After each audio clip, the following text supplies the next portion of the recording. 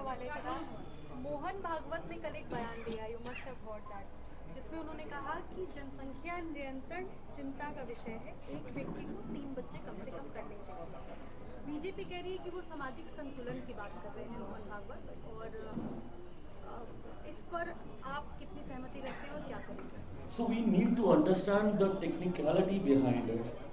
मोहन भागवत जी ने जिस विषय का जिक्र करते हुए अपनी चिंता जताई, वो फर्टिलिटी रेट का वो जिक्र कर रहे हैं, जो किसी भी प्रजाति को बनाए रखने के लिए, उसके अस्तित्व को जिंदा रखने के लिए जरूरी होता है, वो फर्टिलिटी रेट 2.1 अगर मेरी जानकारी सही है तो ये होना चाहिए। पर आज की तारीख में वो 2.1 से गिरकर 1.91 के आसपास वो आया है। इस बात को लेकर उन्होंने अपनी चिंता जाहिर की है।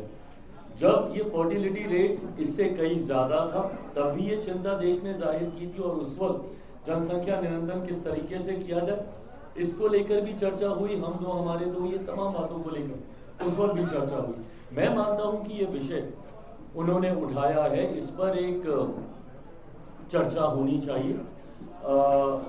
ये चिंता का विषय है, जिस तरीके से आंकड़े बता रहे हैं, मुझे लगता है इस पर एक गहन चिंतन मंथन के बाद निष्कर्ष निकाला जाना चाहिए, क्योंकि ये चिंता का विषय है आज की तारीख। चिराग जी, पूरे देश में देखा जा रहा है अजमेर शरीफ को या संभल हर जगह जो मस्जिद के नीचे जो बातें कही जा रही, प्याल डाला जा रहा है, इस पर चिराग पासवान क्या कहता है? अजमेर शरीफ के बारे में कह दिया कि वहाँ पर शिव मंदिर है। देखिए, जहाँ जहाँ से ये जानकारी आ रही है, आदेश उसी आधार पर ये दिए गए हैं जहाँ पे तथ्य सामने आते हैं। मैं इस बात को मानता हूँ कि अगर कोई झूठा भ्रम फैला रहा होगा इसको लेकर, जहाँ पर ऐसी हकीकत नहीं है, उसके बावजूद भी उसमें किसी को घबराने की जरूरत नहीं। जांच के आदेश बिना तथ्यों के कभी कोई भी न्यायालय के द्वारा नहीं दिए जाते। इसको जरूर एक धर्म से जुड़ा हुआ विषय बनाने का प्रयास किया जा रहा है, पर मैं मानता हूँ कि अगर किसी विषय में सच्चाई नहीं है तो उनको घबराने की जरूरत नहीं है, और अगर सच्चाई है तो वो जरूर सामने भी आनी चाहिए। 91 में वर्षिप एक्ट पास है। उत्तर प्रदेश में आजादी से पहले जो शिव मंदिर का दावा किया भाजपा नेता, क्या ताजमहल में शिव मंदिर का दावा किया?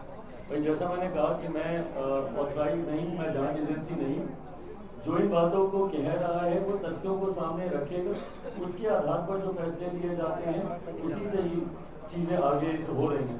किसी एक व्यक्ति के कहने से नहीं होता है।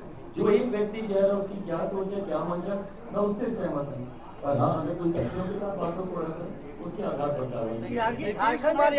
हार हुई है भाजपा की, उस पर आप लोग बात नहीं करते हैं कि महाराष्ट्र की जीत पे आप लोग बात करते हैं। क्या कारण है कि झारखंड में आप लोग हार गए? क्या वो आदिवासी? ये भी हमारे गठबंधन के मंथन का विषय है, और जिस पर तमाम घटक दल बैठकर, जिसमें सुदेश महतो जी की पार्टी भी है, अक्सू भी है, भारतीय जनता पार्टी भी है, हम लोगों ने भी एक ही सीट पर एक लंबे समय के बाद झारखंड में गठबंधन के तहत हम लोगों ने चुनाव लड़ा।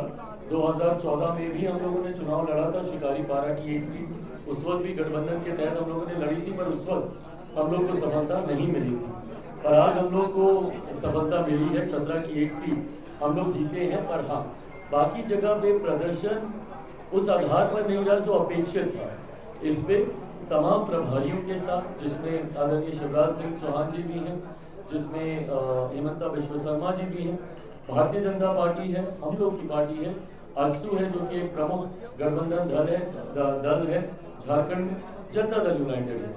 सब लोग बैठकर इसके ऊपर जरूर मंथन करेंगे। मंथन चल भी रहा है, कुछ विषय हैं जो सामने आए हैं जिसकी वजह से संभवतः ये परिणाम हम लोगों को देखने को मिले।